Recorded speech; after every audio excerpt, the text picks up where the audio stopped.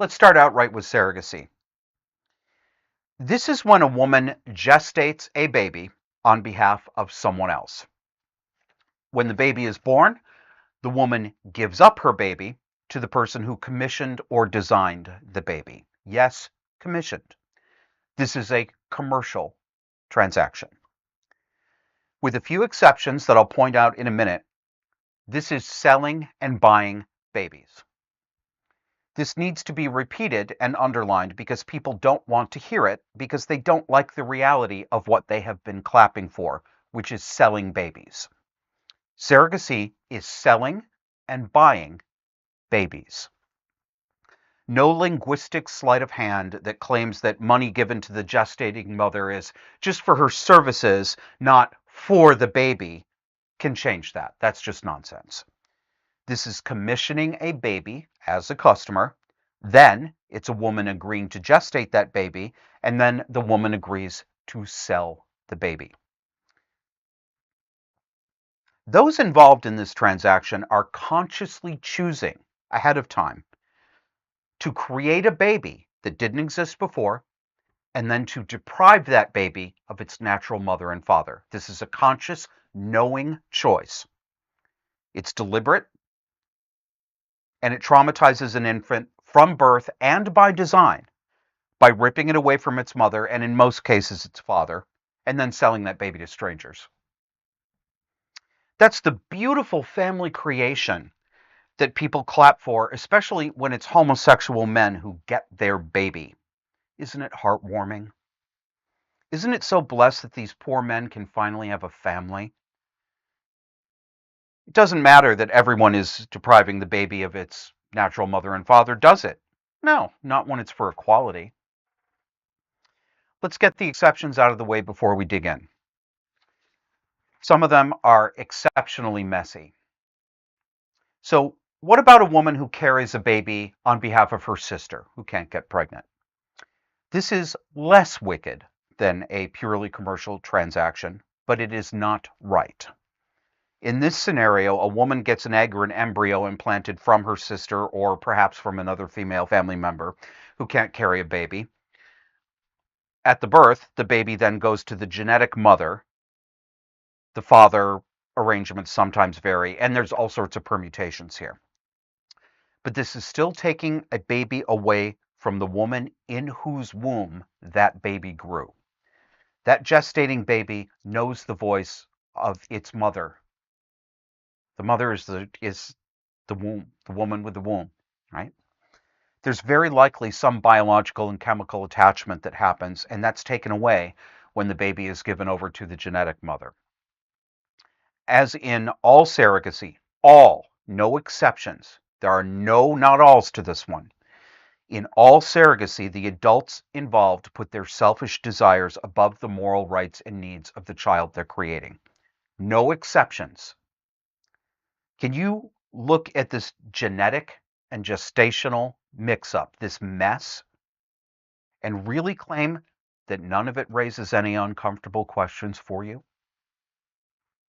What about when a couple has the woman's egg in vitro fertilized with the man's sperm? They're married, but they have a third party, a woman, to gestate the baby because the wife in this couple can't carry a baby. Well, it's the same problems as what I talked about a minute ago. The baby is taken away from the woman who was its gestating mother. I can't believe I have to say these words. Taken away from the woman to whom that baby has formed a 9-month attachment. And then there are all sorts of ugly, unresolvable questions in cases where the sperm comes from an anonymous donor because the male of the couple is infertile. And every other kind of mix up you can imagine happens here. Surrogacy is the most unnatural arrangement for having a baby. And unnatural things are usually not what we call best quality or best practice. And yes, if you're wondering, I also think that in vitro fertilization itself is a bad thing. Yes, affirmative. I do think it's a bad thing. Even though it helps someone you know get pregnant who couldn't otherwise. I can already hear you. I know. I don't care. Yes, I am saying that if you can't do it the natural way, you should not do it. hmm I am indeed saying that, even though that means that a particular woman that you know doesn't get to have the child that she wanted to have. Too bad. That's life. She can adopt a child. The couple can adopt a child who is already present on Earth and who needs a family. And adopted children are almost always traumatized anyway, even in the best of circumstances. But at least they weren't planned, designed, and commissioned for the express purpose of being traumatized. Many people are thinking probably of additional not-alls, but I don't care. On this show, I don't let distraction techniques, which is what that is, derail the main point of the conversation. Surrogacy is wicked and selfish. It is narcissistic and it is abusive to the child. But there is a form of surrogacy that is more wicked than any other. That's gay men buying babies from women who sell their babies. This incorporates all the trauma of taking the baby away from its natural mother and goes further by making sure that baby never has a mother at all, of any kind. Never suckles at the breast. Never sees the face of the woman who carried him for 9 months. Never hears her voice. Doesn't get to see her face as she coos at him and engages with him as he learns sound. He doesn't get that. He never gets to feel and smell his mother holding him and keeping him safe. It is so morally loathsome that I don't have words adequate to how disgusting it is. We've seen plenty of examples on social media. We've shown you some on this show of narcissistic gay men commissioning and buying babies in recent years. It's in vogue now. We've shown some of them on the show. Let's do a little refresher. Roll that, please, Kevin. So nervous. I'm going on 9 weeks and 1 day pregnant. They're going to insert this to see the baby. Where are they going to insert it? We don't know. He said get naked from the waist down, and I plan to. Ha ha ha. So cute. So funny. What a stable looking mother. We've got more of these two pieces of shit. Ah! Wow. Kyle, you want to sit on my shoulder? Look what they bought. Gosh, you're so tall. You want to sit on my shoulder? Wow. No. Kyle, look out your balloons. Do you love it? Do you love it? Come on, let's go look in here. Wow. What a berry wonderland. Look at this place. Look at this. So beautiful. Look. Aunt Courtney is so talented. Kyle, do you want to sit on your throne? Ready? This has your name on it. Okay, ready? Sit right here. Sit right here. Sit right here for the camera. Ball. Dylan, here's your ball. Distract him. No, put it in his hand. Well, they're bouncing. Ball. Kyle. Okay, ready? Let her take a picture or a video. Ready? Dylan. Those children are nothing but accessories to have photographs and videos taken. This is just a completely exaggerated version of what Joan Crawford did when she bought her adopted children, and she did buy them from a baby broker. Posing with photographs, matching mommy-daughter outfits. It's the same, but far worse.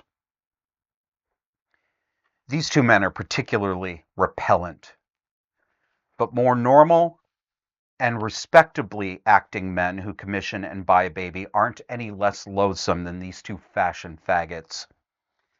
Here's a tweet from conservative podcaster Lila Rose. She writes, "This is what happens when children are created in labs. A man reveals that he purchased 40 frozen human embryos with his gay partner to use on a surrogate. The ones not chosen will either die or remain frozen indefinitely. Heartbreaking. Pray for these children." So let's take a look at this guy in his own words.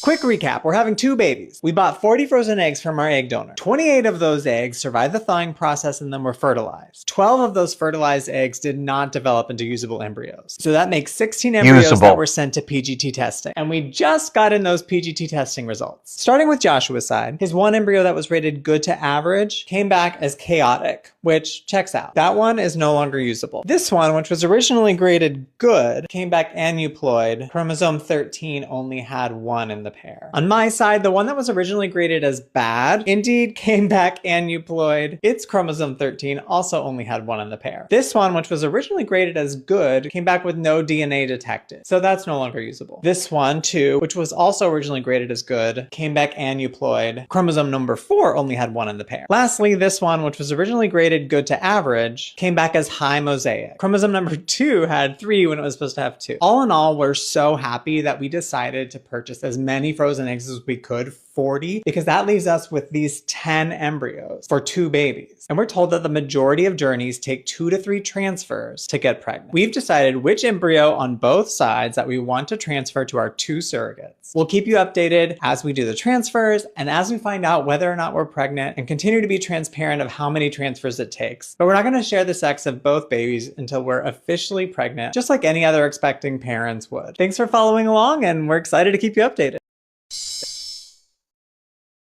We'll let you know when we're pregnant. Some of the embryos weren't usable. This is not family formation, it's narcissistic posturing using embryos and then a child for social media clout. Remember that child has a whole lifetime ahead of him or her now with men like this.